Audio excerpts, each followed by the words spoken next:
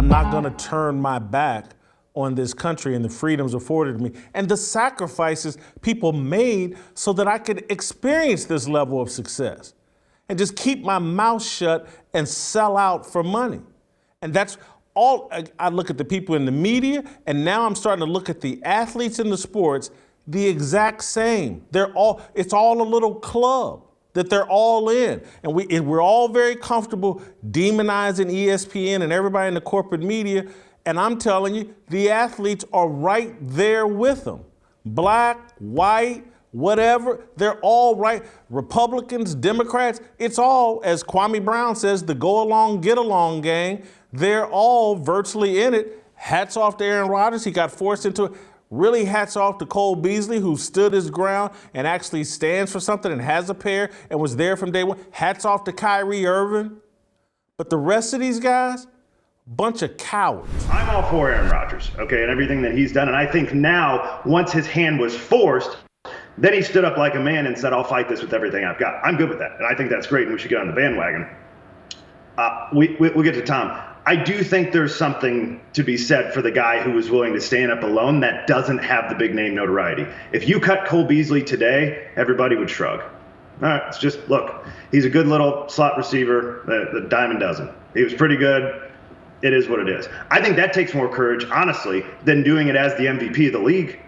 I mean, who's going to cut Aaron Rodgers? Who's going to cut Tom Brady? When you're a nobody, I think you got to have some more courage, knowing that you're literally putting your livelihood in the way. I'm concerned for Antonio Brown, right? I really think that he is going through something significant health-wise, and my thoughts and prayers are with him. I know that he's probably done with the Tampa Bay Buccaneers. He may be done in the NFL, and that's very unfortunate, but he has an entire life to live, and I hope that he finds some health. So that's first and foremost. Secondly, I read your piece, and I thought it was just an amazing piece. I would encourage anybody who's watching the show today to go and read that article. From one writer to another, I really thought it was a standout piece.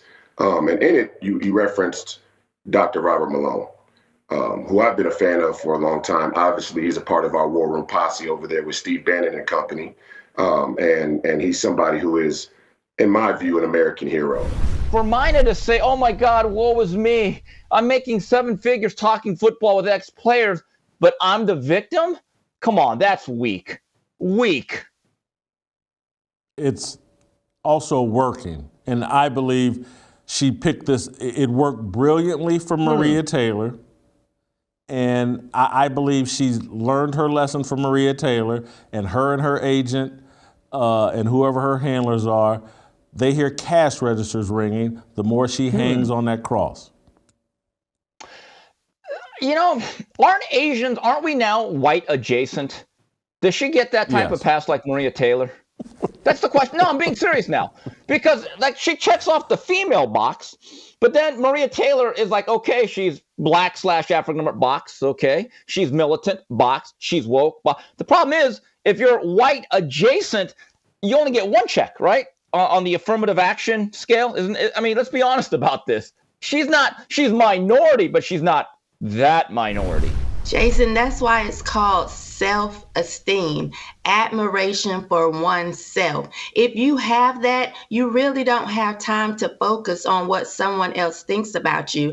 And I saw where she said in an interview with someone that is a hard space for her. Well, if that's hard for you, that's something that you need to work on. That's something you should say, am I in the right business? If I have all of these issues with self-esteem and being questioned about what I know and what I don't know, what I participated in, what I didn't, you may want to check if you are in the right profession, because it's not going to stop. And I get sick of women wanting to make everything so feminine. We want everything to be about feelings. Everything is not going to be about feelings. When it comes to sports, it's about what's true and what's not true. You know, facts. This is not about your feelings. And so I just think that as a woman, if you can't take the heat in the real world, get back in the kitchen. I think what she's doing here is evil, it's stupid, and it's counterproductive. And so I'll try to be brief here. Here's where it's evil. No. Hold for 1 second. You just said a mouthful. Take your time. Evil, stupid, and counterproductive. Go ahead. There we go. I think men are wired to do three things in particular, amongst many other things: protect, provide, and procreate. Those are the three P's of being a man. This is, I mean, historically, this is what we are wired to do. They are protecting, number one. They are attacking, number one, our male instinct to protect. Okay, this is absolute manipulation. Something terrible gets said to Mina Kimes, and here comes Jeff Saturday and Dan Orlovsky to the rescue, along with all the executives and the rest of society, because we are wired to protect women. This is what we do. And we hate Green Bay. We hate the Packers. We hate Green Bay. There's not a bigger rivalry for a Minnesota sports fan than the Vikings and the Packers. So we hate Aaron Rodgers, and we hate Brett Favre. We hated Brett Favre. But I think over the years, Aaron Rodgers has started to develop or gain the respect of Vikings fans the same way that his predecessor Brett Favre did. And I have nothing but respect for Brett Favre. I have nothing but respect for Aaron Rodgers. They're two of the greatest quarterbacks to ever do it. And I say that because I think it's important for us to separate athletes and their athletic accomplishments from their political stances. And you know that I'm a big advocate of athletes being political and taking a stand when the time comes. But it's not necessary to clump them together with their athletic accomplishments. And, I think that being said, it does appear that Aaron Rodgers early on dabbled in the wokeism and has slowly moved over to being red-pilled, and rejoice for that. I'm happy about that. The book of Judges says it like this in Judges 16 and 17. He said, "No razor has ever come upon my head, for I have been a Nazirite to God from my mother's womb.